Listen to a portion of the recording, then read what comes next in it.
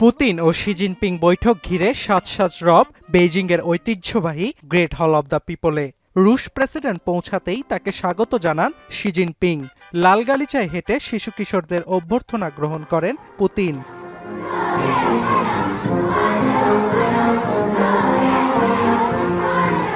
এরপর সামরিক বাহিনীর কুচকাওয়াজ শেষে গ্রেট হলের ভেতরে প্রবেশ করেন দুই রাষ্ট্রপ্রধান।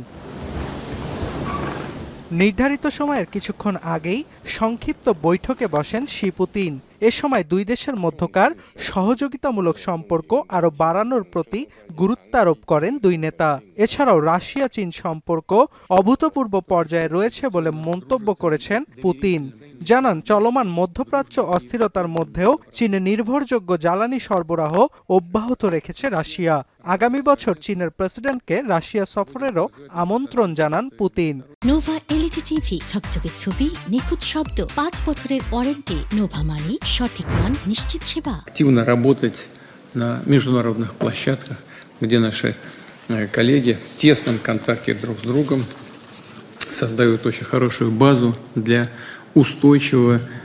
এদিকে শি জিনপিং জানান, চীন ও রাশিয়া সম্পর্ক উন্নয়নের এক নতুন পর্যায়ে প্রবেশ করেছে।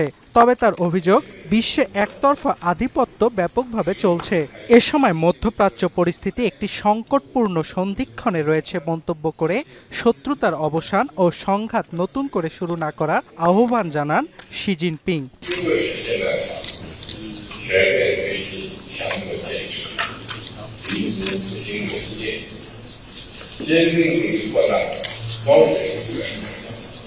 দুই নেতার উচ্চ পর্যায়ের বৈঠকে রাশিয়া ও চীন 21টি চুক্তি স্বাক্ষর করবে বলে জানা গেছে, যেখানে নতুন ধরনের আন্তর্জাতিক সম্পর্ক বিষয়ক ঘোষণাপত্র ও চীন রাশিয়ার অংশীদারিত্ব ও কৌশলগত পারস্পরিক সম্পর্ককে আরও শক্তিশালী করতে যৌথ বিবৃতি অন্তর্ভুক্ত রয়েছে।